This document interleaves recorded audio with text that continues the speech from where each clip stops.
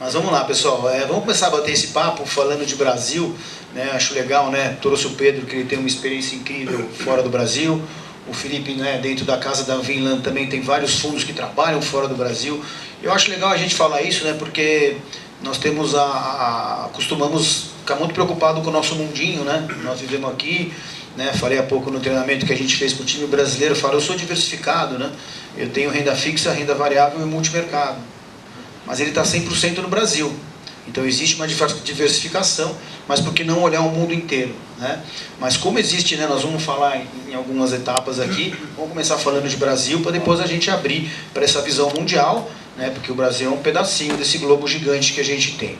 Nós fizemos um evento no começo do ano passado, né, o Felipe estava com a gente falava, pô, vai ser um ano complicado, vai ter volatilidade, vai ter eleição, vai ter Copa do Mundo, e tudo que a gente falou, a gente está assistindo o que realmente aconteceu.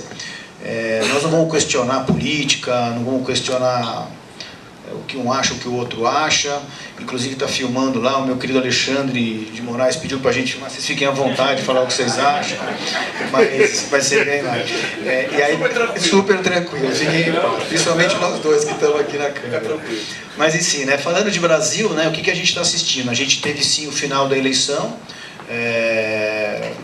o partido que está no governo vem colocando algumas ideias em prática, ou colocando ideias na mesa, a gente não sabe se aprovou ou se não aprovou. E a gente vinha, né, num momento de Selic a 13,75, todo mundo imaginando que era o final da curva de alta, que a gente podia estar começando a ter uma curva de baixa, se a inflação estava controlada porque o governo agiu, né, para isso, etc. e tal. E eu queria primeiro que cada um de vocês falasse para a gente o que está vendo, como vocês veem, o curto prazo ou médio prazo, em função do que está se estabelecendo, do que a gente tem ouvido aí do novo time de liderança. Bom, acho que a gente precisa ser pragmático e objetivo, né? Vamos lá. A Vinland, ela não tem partido político, não teve nenhuma posição pré-eleição de Brasil. Os 4 meses que antecederam a eleição, a gente preferiu ficar fora de toda essa bagunça, pesquisa, gritaria, tiro, porrada, bomba. Tira disso aqui, foca lá fora e a gente ganhou dinheiro. Né? É ótimo, sai desse barulho aqui, muita volatilidade. Mas a gente tinha um pacote para os dois. Né? A gente tinha um pacote para o Bolsonaro e a gente tinha um pacote para o Lula. Por que eu digo pacote? Porque você não dá para colocar no mesmo pacote os dois. São duas coisas extremamente distintas. Eu até me espantava um pouco quando eu falava, não, qualquer um que vier é bom. Muita gente falava que os dois era igual, né? Pô, era como se você estivesse tomando, sei lá, suco de caju e um suco de melancia. Não tem nada a ver uma coisa com a outra. Né? Falei, pô, eu devo estar morando em outro país. Né? Porque vamos estudar a história, né? Vamos pegar a história, né? Porque psicologia não é comigo, tá? Eu estudei economia. Psicologia, se o Lula vai ser fulano, ciclano, beltrano, se ele vai ser diferente, se a cabeça, se ele está mais maduro, menos maduro. Isso aí já não cabe muito a gente. Porque na gestão a gente precisa ser pragmático. Olhando para 2002, quando ele passou a faixa, quando o Fernando Henrique passou a faixa para o Lula, ele entregou o país com um superávit fiscal de 3,1%, na qual o Lula chamou isso de herança maldita. Tá? Gravem esses números, por favor. 3,1% de superávit primário, ele entregou de bandeja para o Lula, falou, toma aí que é seu. E aí ele chamou isso de herança maldita na época, em 2002 e tal. Pegamos o país, uma herança maldita e tal. Bom, gastava-se 0,7 do PIB, podendo ir até 1, quando tinha muita gastança. Hoje é 0,5 mais a correção da inflação real do PIB. Lula 1 veio, 6,1% do PIB real gastou no primeiro mandato dele. No segundo mandato ele vai e gasta mais 8,4%. Aí ele teve a sorte de ter 4 anos de um boom de commodity, de 44% na média, nos 4 anos, e depois mais 48% no segundo mandato dele. A China crescia 12% ao ano. Aí essa turma, eles empregaram, né, nos ministérios todos os seus companheiros políticos. Né? Zero de aptidão técnica, eles acomodaram todos eles nos ministérios e não aprovaram absolutamente nada. Nada foi aprovado. eles gastaram muito dinheiro, então tinha, né, aquele famoso mensalão que vocês conhecem, né, isso já é muito conhecido, né? É dinheiro para cá, dinheiro para lá. E aí essa turma entendia que, isso que eles acreditam nisso de fato, já escutou isso várias vezes de vários caras do partido, de que quanto mais você injeta dinheiro na economia, o PIB cresce e o PIB paga a conta. Essa é a cabeça econômica dessa turma, tá? Vocês entenderam um pouco o mecanismo aí dessa turma. Aí, o Lula entrega para Dilma, em 2014, o país com um déficit de 1,9% primário. Ele comeu 6% de PIB, gastando. E aí veio a nossa querida presidenta, né? Pegou um vento contra, empichada. Ponto. Né? Pegou um ventinho contra e já foi empichado. Aí veio o Temer, arrumou a casa. Em 6 meses o bicho fez tudo. Colocou todo mundo onde tinha que colocar, ministério, jogou para a esquerda, para a direita, você vai para a esquerda, você vai para a direita, aprovou a TJLP, tirou a TJLP, aprovou a LP, né?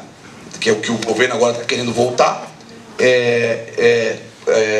Ele aprovou o teto de gasto e encaminhou a Previdência. E aí veio o Bolsonaro, começou mal pra caramba, dando tiro pra cima, se pegando com o gordinho lá e deu guerra.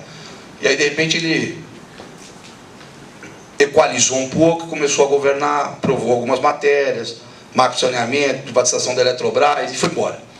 Estava aí com um caminho para aprovar algumas matérias importantes, tributária, fiscal e por aí vai. Ponto é que, olhando para o passado, a gente falou, cara, vamos esperar. Lula ganhou, tomamos juros. Ponto. É um governo gastador, só pensa em gastar. E o risco fiscal, e o nosso cobertor é curto. Então o risco fiscal nos preocupava demais. E assim que ele foi eleito, nós não hesitamos em comprar juros no Brasil, em inflação, para proteger o nosso patrimônio, nosso portfólio, e assim também o dinheiro dos cotistas que estavam com a gente, né? É um cenário extremamente duro, porque é um juro real, que é um juro na nossa concepção que vai permanecer alto, se não maior, porque o Banco Central não é dele, tá bom? Se não maior, né? Porque a inflação não está vencida, a inflação ainda é espalhada, preocupante. Nós temos aí uma projeção de 6%, sendo otimista, tá? Para o IPCA esse ano, sendo bem otimista, podendo ser bem maior, tá? A IPCA no Brasil. Então você vê um juro a 3,75 e esquece cair juros no Brasil. Esquece. Né? Só se ele apontar uma arma na cabeça do Roberto Campos e aí tem aquela confusão, né? E acabar com a independência do Banco Central. Agora, uma manobra eles já vão fazer, né? Eles já vão aumentar a meta de inflação. Isso eu tenho certeza que vai acontecer. O Conselho Monetário é deles, o Banco Central não. Né? Aí o Conselho Monetário vai lá, aumenta a inflação e o mercado está querendo ser feliz, cara. Essa é a realidade. Né? O mercado quer ser enganado um pouco. Tá? O mercado é sempre o benefício da dúvida no começo do governo. Né? É isso aí. É só tomar cuidado com esses movimentos. Né? Não. Conclui. Não, acho que... Cara, sua cabeça é excelente. A gente na Opom, a única diferença é que a gente prefere ainda não ter posição de Brasil. Né? A gente não tinha antes da eleição e a gente ainda não tem. Né? Porque a gente acha que o mercado ele é muito leniente, né? No começo de governos. Né? O mercado dá o benefício da dúvida. O mercado dá o benefício da dúvida. Né? Só que até agora, né, tudo que vem acontecendo desde o governo de transição, eu nunca vi um governo primeiro começar antes de assumir, e isso aconteceu. Né? Primeira vez na história. Mas tudo que vem acontecendo desde o governo de transição até agora, as últimas medidas, as últimas falas, os últimos tudos, não foi nada diferente do que ele falou na eleição, gente. Não foi absolutamente nada diferente. Então, não deveria ter surpresas negativas, né? Conforme teve tantas surpresas negativas. Né? Mas uma coisa que a gente falava também, né, antes da eleição, é que se teria um ponto positivo, né? Gente, não me entenda errado, tá? São pouquíssimos pontos positivos, mas se teria um ponto positivo na vitória do Lula, era que a Amazônia pararia de queimar para os investidores estrangeiros no dia seguinte, né? Que foi um pouco o que aconteceu hoje em Davos, né? Você vê hoje que o Haddad foi lá, né? Falou um pouco bonito lá em relação a ESG, que é um tema muito importante. Eu não sei se todos aqui estão familiarizados com a sigla, né? O ESG é o Environment, Social and Governance, né? Então, os investidores, antes de olhar investir em países, investir em empresas, eles querem saber como que esse governo, como que essas empresas estão se comportando nesses 3 tópicos, né? Então, como estão comportando no cuidado do meio ambiente, no cuidado do social à sua volta e no cuidado da governança. Governança é muito mais, às vezes, até para as empresas do que para governos, né, Filipão? Então, assim, você vê que hoje o mercado se animou e etc. E tal, por quê? Porque o Haddad foi lá, fez uma fala super bonita sobre, né, o meio ambiente, etc., prioridade, como isso ia afetar o Brasil, como ia afetar, né, de várias maneiras, e o mercado se anima, né? Então, assim, cara, a nossa cabeça continua, infelizmente, né, para quem tem grande parte do patrimônio no Brasil, pessimista com o Brasil, né? Porque é um governo que tem, cara, por prioridade máxima sempre tem, e é o que eles sabem fazer, é gastar. E você, quando tem essa política, tem esse lado fiscal, cara, não tem como fazer diferente, eles não sabem fazer diferente. Eles não sabem fazer diferente, dificilmente eles vão fazer diferente. E o que é isso? Isso é juros no patamar que está para cima, né? Os juros não vai cair no Brasil no curto, médio prazo, não tem como, né? Eles não vão conseguir tirar o Banco Central de lá, né? Não tem Congresso para aprovar isso, então os juros não vai cair. Os juros não vai cair, é menos investimento na economia, é menos investimento dos empreendedores, que ainda fixa nesse tanto, quantos empreendedores conseguem esse retorno? Né? E é todas as consequências negativas, e daí eles vão investir mais, e vão gastar mais, e vão trazer mais gasto, né? Então, assim, cara, cuidado com esse começo de governo, com esse ano, são boas, né? Mas o mercado tende a dar um pouquinho de benefício da dúvida no começo, né? Pedrão, acho que o que corrobora, na verdade, é o juro real alto, né? O estrangeiro, ele olha para isso, Sim. né? E aí ele deságua aqui um volume grande, especulativo, como a gente sempre teve.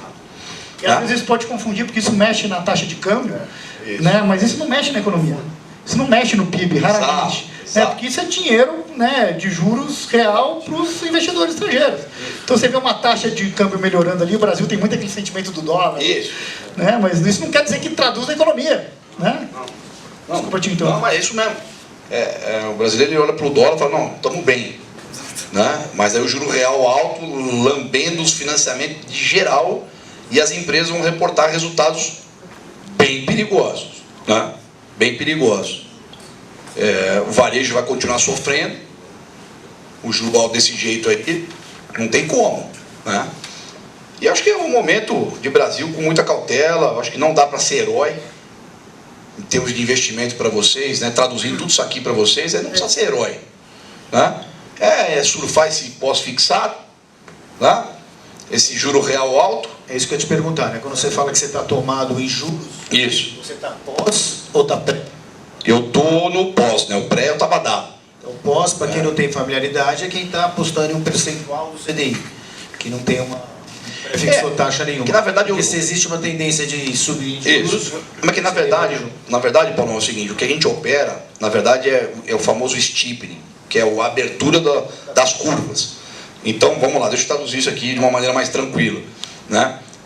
Os juros no Brasil hoje, ele trada vértices, né? Vencimentos, ponto, achei a palavra, né? 24, 25, 26, 27, né? E aí você vai fazendo a sua projeção, a curva vai te dando projeção de quanto esses juros vai estar lá na data, né? E aí, quando você olha essa curva toda, esse ano, você vê ainda embutido em tudo isso aqui, corte de 150 basis points, corte de 1,5% na curva. Ou seja, o que o mercado está te falando? Ó, pessoal, a gente acredita que vai ter corte nos juros. A gente não acredita. Então o que nós fizemos? Fizemos o contrário, né? A gente não acredita nisso, tá? Então, mais ou menos, é apostar o contrário do que o mercado está te oferecendo. Estava melhor? Estava bem melhor. O mercado estava apostando em 300 bases, 3% de queda, antes do Lula. Tinha 3% de queda para cair os juros. Ia cair. Ia cair. Ele ia sair de 3,75 para algo perto de 10. Tranquilo. Acho que o Banco Central ia até ticar 9,5 só para falar que veio para baixo de 2 dígitos. Mas é outro governo, né? É outra história. É um juro mais alto. Tanto é que agora, né, os economistas, Lara Rezende, todos os caras aí, se você pegar os jornais e se atentar no discurso dessa turma, o que eles já estão martelando? Juro real.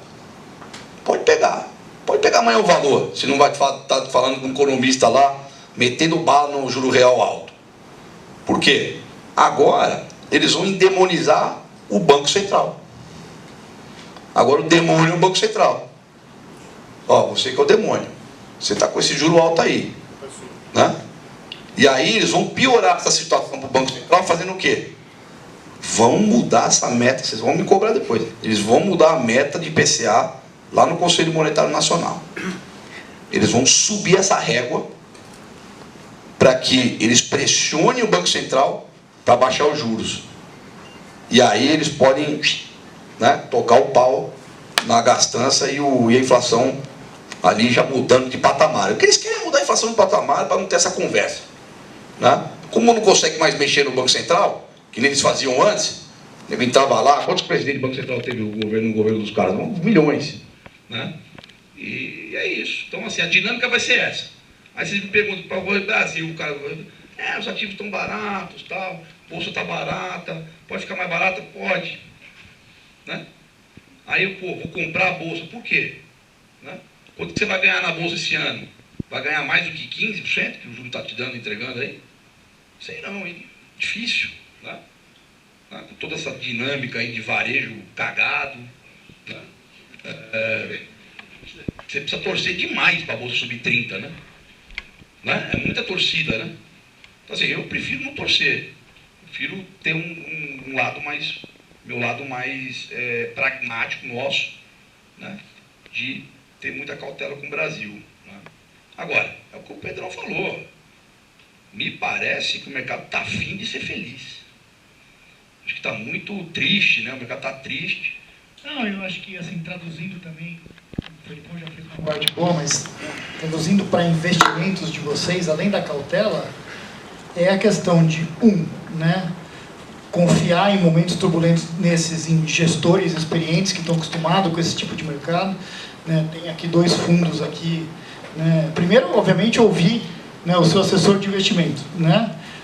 Que está acostumado a entender e ter os relacionamentos e conhece os gestores. Né? E os gestores estão aí também, obviamente, para, né, navegar esses mares turbulentos. E outra coisa importante é a diversificação internacional. Né? Eu costumo falar, né, eu sou empreendedor também, além de ter empreendido no mercado financeiro, sou empreendedor da economia real também, tenho vários negócios. E vocês que são empreendedores, empresários, né, já tem o seu risco muito atrelado a um negócio no Brasil. Né? Você já está suscetível a tudo que acontece no Brasil. Por que quando você arrecada um dinheiro e coloca ele para trabalhar a seu favor, né, em um investimento, por que ele tem que estar aqui no Brasil de novo? Né? Diversifica um pouco lá para fora, tem vários canais. Né? Ter 100% do dinheiro aqui é muito arriscado. Né? Por isso que a gente também montou uma gestora, né, que tem essa parte de diversificar lá fora para quem quer deixar o dinheiro aqui no Brasil. Então, só como a gente quis traduzir um pouco para os investimentos de vocês, para vocês entenderem um pouco o que a gente está falando, essas acho que são 2 pontos importantes aí, 3 pontos importantes. E aí, não. Então, assim, falando em renda fixa, vocês entendem que é melhor estar pós? Vocês acham interessante ter proteção em ativos de inflação? E quanto à bolsa, vocês estão um pouco resistentes. Quer dizer, resistente não. Sem ver um cenário de que possa ter um crescimento. É evidente que são milhões de papéis, às vezes uma empresa se beneficia ou não. Né? O que a gente faz muito aqui na WFlow é sim estar em bolsa, mas com proteção. Né? As estruturas existem para isso, elas estão cada vez mais importantes. Eu acho que, em falar em bolsa, né, sem demonizar a bolsa, a gente tem posição short no Brasil, mas contra commodities. Então a gente está long em commodities, porque depois a gente vai falar sobre China, né? Mas a gente gosta das empresas de commodities ainda. Né? Por exemplo, as empresas de energia elétrica são boas empresas, tem boas empresas aí na bolsa. Né? A gente opera lá fora também algumas empresas de commodities também que estão funcionando bem. Então, Saad, eu acho que tudo no final do dia, isso se resume na diversificação. Né? É óbvio que entrou um dinheiro novo, calma, né? Vamos surfar esse... Mas eu tenho bolsa, vou sair de tudo, calma. Né? Eu tenho um produto que eu gosto bastante, quando eu quero pegar pontos do Ibovespa para baixo, eu faço umas investidas nos long bias da vida, né? Que é um produto que eu gosto, né? O long bias, ele é um produto que ele não é um long only, né? Não é um fundo FIA de ações, ele é um total return. O que significa isso? Na verdade, ele tem a tributação de bolsa, mas a classificação dele é de multimercado, ou seja, ele pode estar alocado em bolsa, mas também ele não precisa estar. Então, em determinados momentos, eu posso estar zerado em bolsa. Mas aí, eu posso alocar a hora que eu acho que o mercado vai andar. Ou seja, é uma gestão mais ativa, né? Do que simplesmente o cara ter que estar comprado porque é FIA. Né? E aí, se vier um tsunami, ele vai tomar na cabeça. Né? Agora, o long bias, ele pode se proteger. Né? Por exemplo, a bolsa cai 3 esse ano, o meu long bias sobe 1. Então é um produto que ele navega bem nesses territórios aí meio voláteis, né? Se o cara não gosta muito de estar na vol de bolsa, que eu entendo, vol de bolsa é complicado, né? Uma vol alta, eu acho que esse produto long bias cai bem. Não, eu concordo bastante.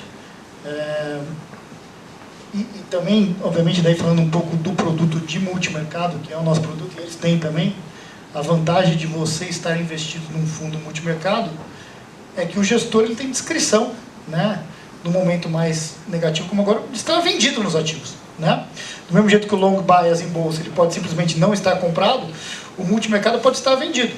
Né? O ano passado, os nossos fundos fizeram exatamente a mesma rentabilidade, até engraçado, 20,2%, né? Que é uma rentabilidade de 165% aproximadamente acima do CDI, né? Do ano passado, o CDI médio.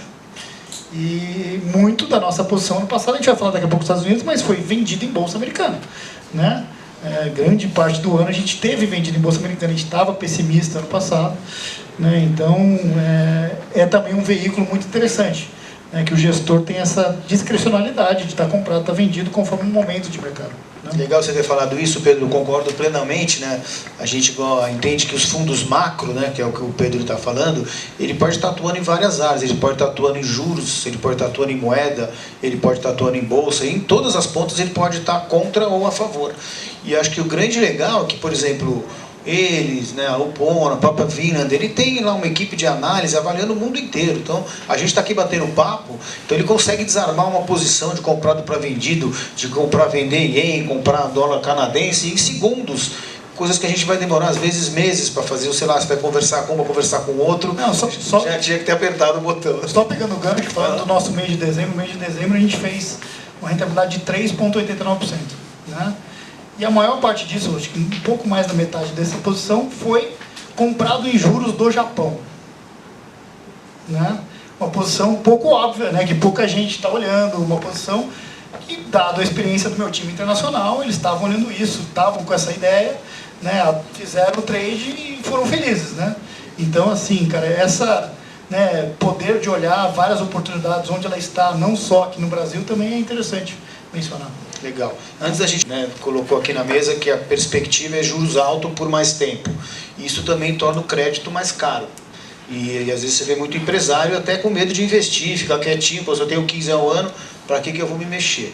Recentemente tivemos aí um problema aí com uma grande rede de varejo, né? Todo mundo, né? Americanas, pareceu um negócio absurdo. Então eu queria que você falasse um pouco sobre isso, né? Sobre como vocês veem que o crédito ou o que está acontecendo nesse momento possa afetar alguma empresa de varejo, alguma empresa local, antes da gente falar do internacional. Bom, vamos lá. Acho que a maneira com que a gente tramita na Vinland, ela sempre parte de uma visão macroeconômica.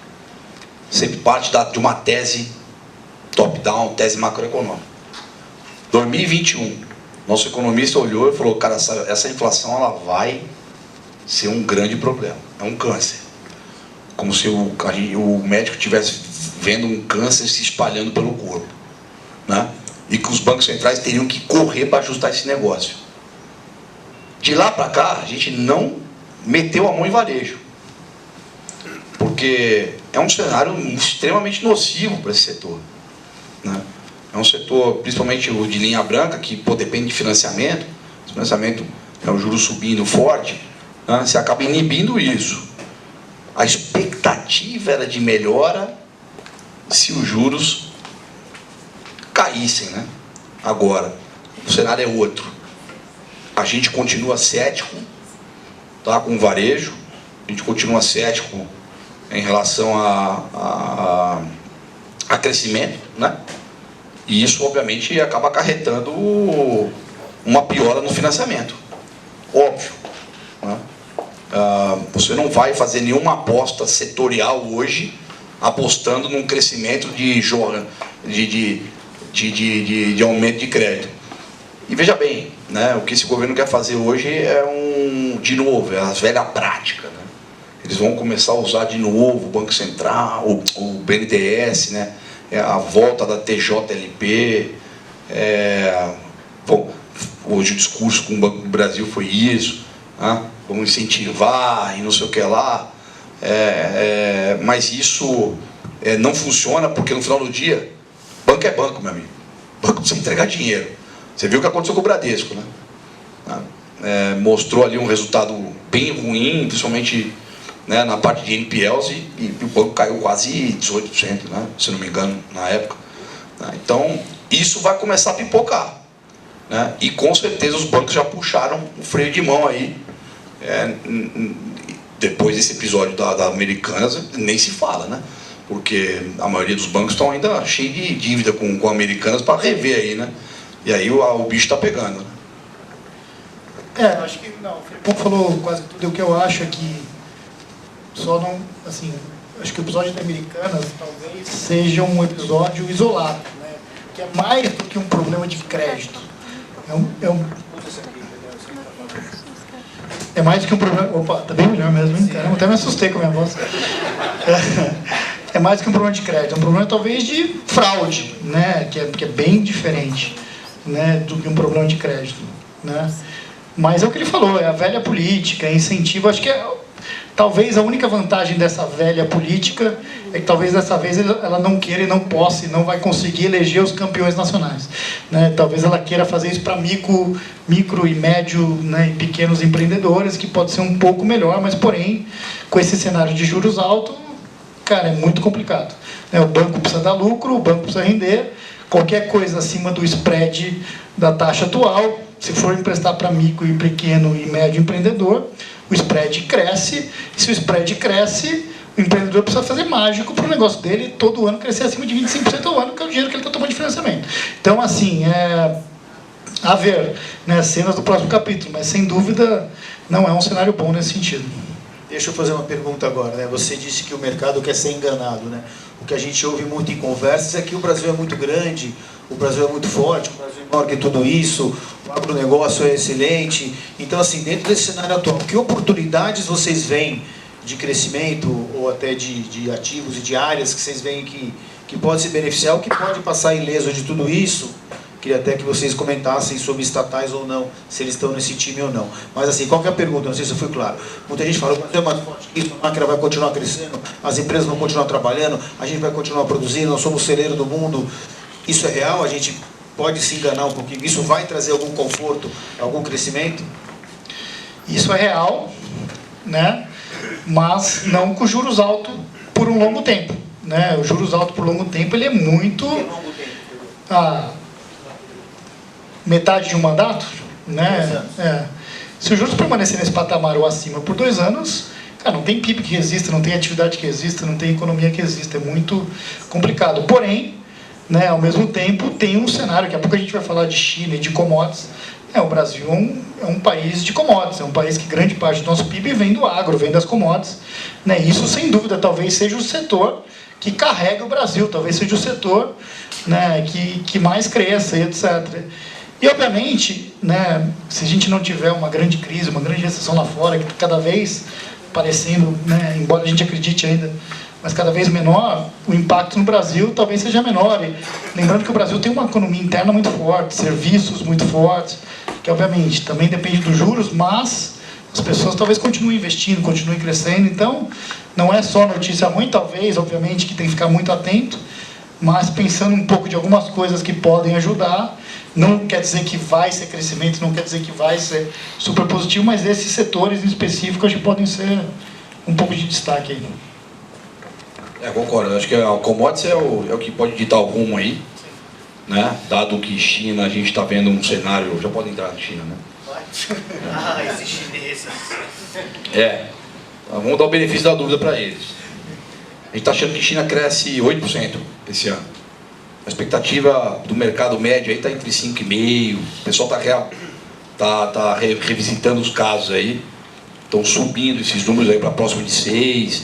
A gente está um pouco mais otimista, porque a gente está vendo o lockdown terminando, depois do ano novo chinês aí, que é dia 21 de janeiro agora.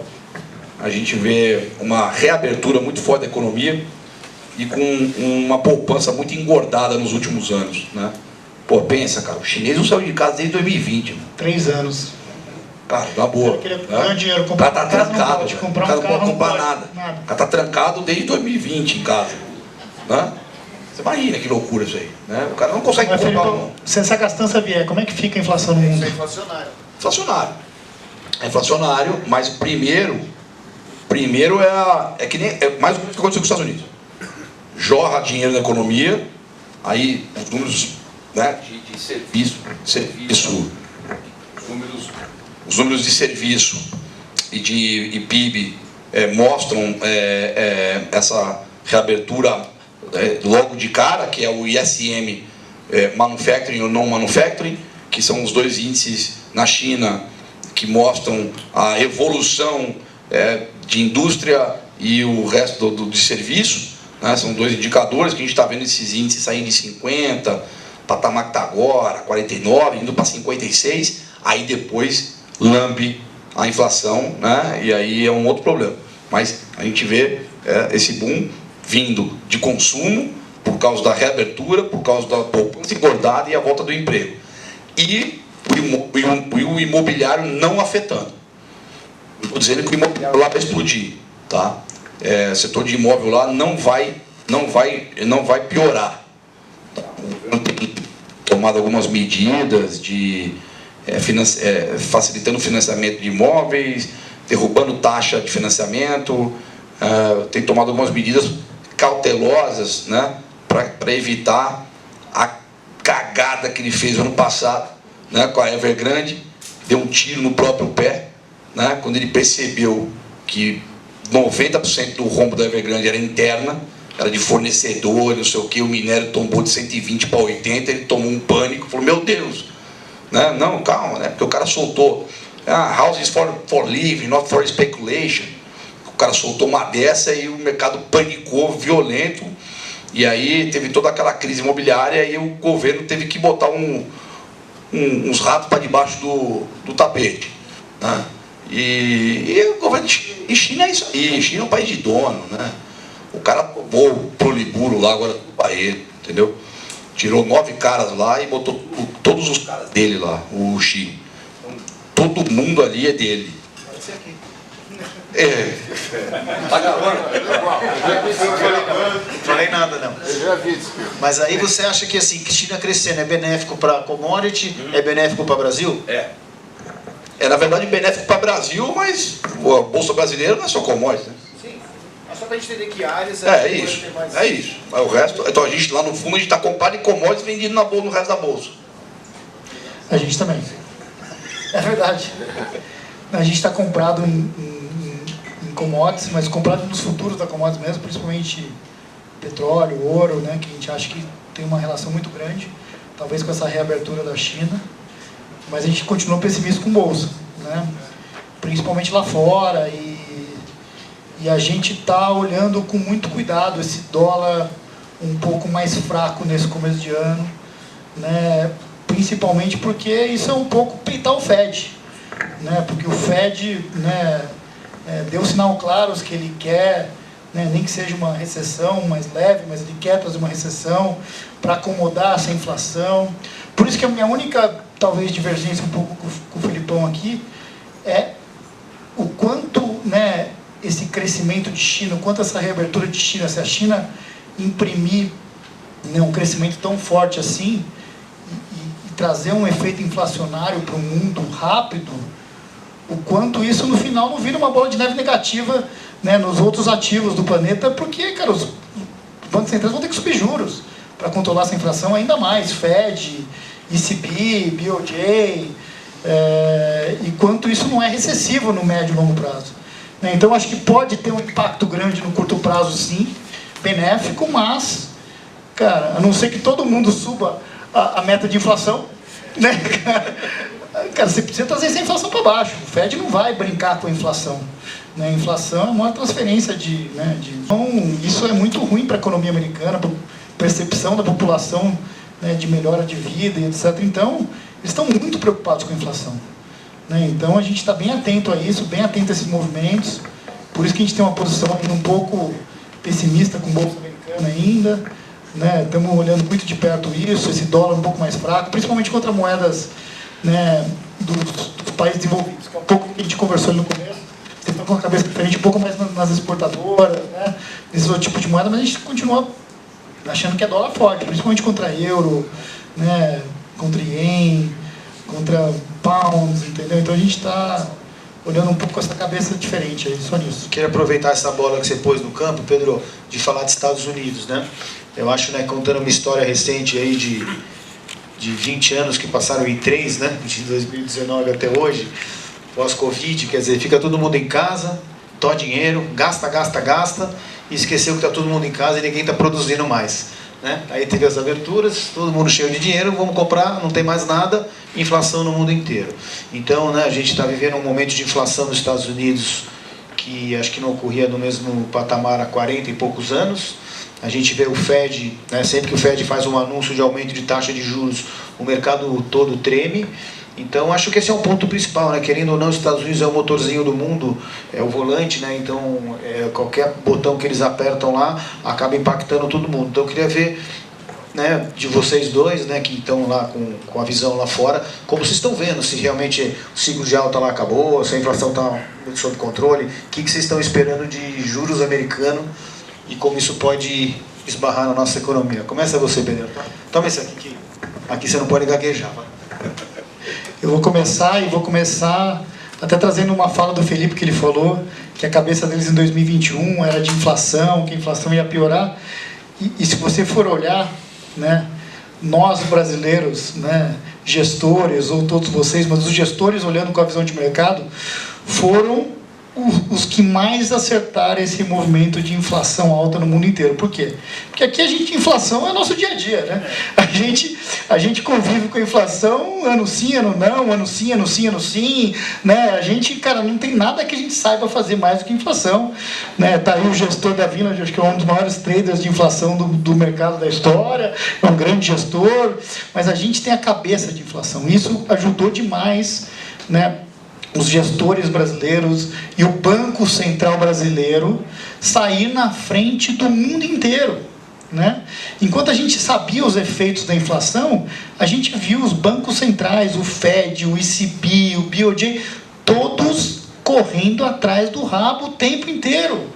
Porque esses caras que estão sentados ou nas gestoras, ou nos bancos centrais lá de fora, não viam inflação há 40 anos.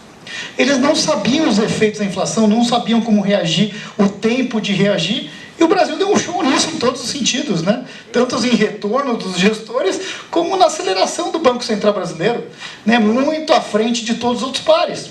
Ele ganhou até prêmio de o melhor banqueiro central do ano passado, né? Por um motivo óbvio, porque ele sabe lidar com a inflação, né? Desde a época do vô dele, né? Então, assim, cara, então a inflação sempre foi uma tese nossa, né, da gestora. Então, para esse ano, né, a gente está cauteloso, né, embora tenha tido, obviamente, uns números de inflação um pouco melhores, um pouco mais controlados, né, reabertura da China, como que isso impacta, né, a inflação está longe da meta nos Estados Unidos, o Fed já deixou claro que quer trazer isso para a meta, não é um pouquinho perto, não tem banda lá fora, né, a meta é a meta, né, então, assim, os juros deu uma controlada agora, né? Provavelmente o mercado está com a expectativa, né, que os juros fiquem nesse patamar. A gente está cauteloso, né? A gente não está com grandes apostas nessa direção, né? Mas a gente está cauteloso em relação a isso.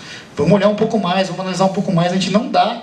O mercado, né, já está querendo, que nem aqui no Brasil, botar queda nos juros no final do ano nos Estados Unidos. Gente, calma.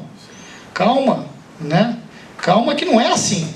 Né? Vamos analisar os próximos passos, analisar os próximos movimentos do Fed, os próximos prints de inflação, né? Como que o emprego vai se comportar lá fora, como que, né, esse mercado vai ver. Então a gente está olhando com atenção e óbvio que isso impacta o Brasil, né? Isso tem um impacto grande no Brasil. Mas acho que é isso. Acho que é isso. Um pouco dos Estados Unidos, Felipão, para completar. Acho que a cabeça é negativa lá nos Estados Unidos. Acho que boa parte que o Pedrão falou é verdade. Foram muito lenientes no combate à inflação, que é uma inflação bem persistente. Se for olhar o core aí, o coração da inflação hoje está rodando aí 3,74, a meta é 2, né? Bem acima da meta, tá? Anualizado. Ou seja, essa inflação lá fora não está vencida, não, nos Estados Unidos. Aí se você for olhar os dados, você fala assim, como é que a inflação vai mostrar arrefecimento? Quando os números forem impactados. Contra número não tem argumento, né? Aí você olha o manufacturing, que é a indústria, foi um pouquinho afetado já, tá? O SM. Aí você olha o serviço, nem tanto. O bicho está bombando lá fora. Bombando o serviço. E aí você vai para o emprego, que é a métrica mais importante para você ter essa... que infelizmente é na dor, né? O emprego está alto, o desemprego é baixo. Então, plenitude, né? Pleno emprego. Na verdade, você vê ainda expectativas de crescimento dos Estados Unidos forte, né? Tracking de PIB, que você fica olhando, como calcula tudo isso, né? Indústria, serviço, e aí você coloca e vai fazendo o tracking. O tracking é forte de PIB, ou seja, o país está crescendo. Como é que você vai diminuir o passo de aperto de juros num ambiente desse? Não tem como, né? Você precisa ter austeridade, precisa continuar. E aí foi o que o Pedro falou, os caras já estão achando que tem queda de juros nos Estados Unidos, ou que não vai ter, né? Essa inflação é perigosíssima lá fora,